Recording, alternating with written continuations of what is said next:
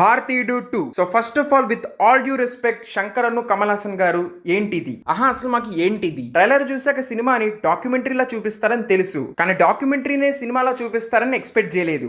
In fact వాటిలో అయినా tension buildup చేసి పే ఆఫ్ ఇస్తారు, కానీ దీంట్లో అయితే ఏమీ లేదు. లిటరల్లీ సినిమా అలా వెళ్తుంది. స్టోరీ లేదు, స్క్రీన్ ప్లే లేదు, ఏమీ ఉండదు. It just goes on. And అది కూడా చాలా బేసిక్ గా, బోరింగ్ గా, ఇన్ఫాక్ట్ ఇంటర్వెల్ కే ఇంట్రెస్ట్ పోయింది. అండ్ ఇలా అనిపించడానికి మెయిన్ రీజన్ ఫస్ట్ వచ్చేసి స్టోరీ లేదు. లైక్ ఈ మూవీ టైటిల్ విన్న వాళ్ళు కానీ, ట్రైలర్ చూసిన వాళ్ళు కానీ ఎవరైనా చెప్పగలరు ఈ మూవీ కరప్షన్ గురించి డీల్ చేయబోతుందని. అండ్ మూవీలో వీళ్ళు కరప్షన్ గురించి చెప్పిన విషయాలన్నీ 100% కరెక్టే.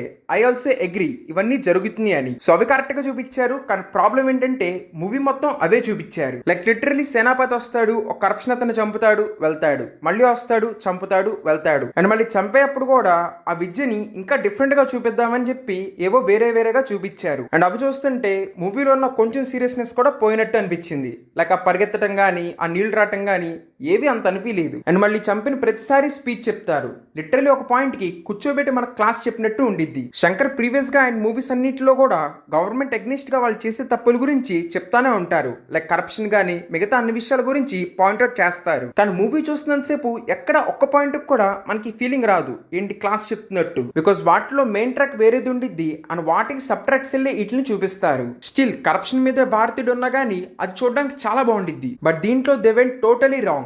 అసలు స్క్రీన్ ప్లే గురించి ఎంత తక్కువ మాట్లాడుకుంటే అంత మంచిది. Because literally press release event అప్పుడు 2 పార్ట్స్ వరుసగా షూట్ చేసామని చెప్తుంటే ఏంటో అనుకున్నాను. బట్ లిటరలీ ఇలా 6 అవర్స్ మూవీ తీసి మధ్యలో కోసేసి 3 అవర్స్ గా డివైడ్ చేశారని చెప్పి ఎక్స్పెక్ట్ చేయలేదు. అండ్ ఇన్ఫాక్ట్ మీరు మూవీ మొత్తం చూస్తే స్క్రీన్ ప్లే కూడా అలాగే ఉండిద్ది. అంటే ఓకే, స్టార్టింగ్ ఒక 10-20 మినిట్స్ బాగానే ఉండిద్ది. సిద్ధార్థని చూపిస్తారు, తన చుట్టూన్న ప్రాబ్లమ్స్ చూపిస్తారు, తన ఎలా ప్రొటెక్ట్ చేస్తున్నాడో అదంతా చూపిస్తారు. సో అవన్నీ చూడడానికి బాగానే ఉంటాయి. కానీ ఐరానిక్ గా మూవీ మెయిన్ హీరో అయిన కమల్ హాసన్ ఎంట్రీ ఇచ్చిన దగ్గర నుంచి మూవీ ఒకటే రథంలో వెళ్ళిపోద్ది. చెప్పే కదా, వస్తాడు, చంపుతాడు, వెళ్ళిపోతాడు. ప్రీవియస్ పార్ట్ లో కూడా ఇదే చేస్తారు. బట్ అదంతా చూడడానికి చాలా స్కిల్ఫుల్ గా, చూసేప్పుడు బాగా ఇంపాక్ట్ఫుల్ గా ఉండిద్ది.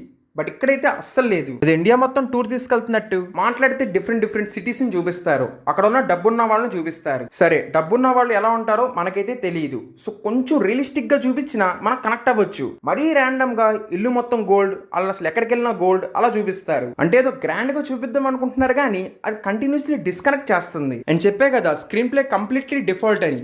బికాస్ దీంట్లో మనకి ఒక 2-3 క్యారెక్టర్స్ ని చూపిస్తారు, అండ్ నెక్స్ట్ సెకండ్ వాళ్ళని ఇంకెక్కడా చూపియరు. ఎస్పెషల్లీ బ్రహ్మానందాన్ని మనకు ఒక్క సెకండ్ చూపిస్తారు, అండ్ ఇంకెక్కడ ఉండడు. నాకు తెలిసి షూట్ చేసేటప్పుడు నెక్స్ట్ పార్టీకి షిఫ్ట్ చేసి ఉంటారు తన క్యారెక్టర్ ని. అండ్ లిటరల్లీ ట్రైలర్ లో చూపించిన కొన్ని షార్ట్స్ కూడా మూవీలో లేవు. వాటిని కూడా థర్డ్ పార్టీకి దాసి ఉంచారేమో. అండ్ ఇది ఒకటే కాదు, నాకు తెలిసి మూవీ కథ మొత్తాన్ని అలా మధ్యలోకి డైరెక్ట్ గా కట్ చేసేసారు. బికాస్ ఇంటర్వెల్ కూడా ఏం ఇంపాక్ట్ ఉండదు, చాలా సింపుల్ గా నార్మల్ గా ఉండిద్ది. ఒక ఇంటర్వెల్ ఇంపాక్టే ఉండదు. అసలు ఇంటర్వెల్ ఏంటి, క్లైమాక్స్ కూడా అంతే. క్లైమాక్స్ కూడా ర్యాండమ్ గా మూవీ మధ్యలో ఆపేస్తారు. ఏదో పెద్ద సస్పెన్స్ క్రియేట్ చేసాం అనుకుంటున్నారు కానీ అదేమీ క్రియేట్ అవ్వలేదు. అండ్ కామెడీ ఏంటంటే మూవీ మొత్తం అయిపోయాక పార్ట్ 3 టీజర్ అండ్ ట్రైలర్ లాగా ఒక ఫుటేజ్ చూపిస్తారు.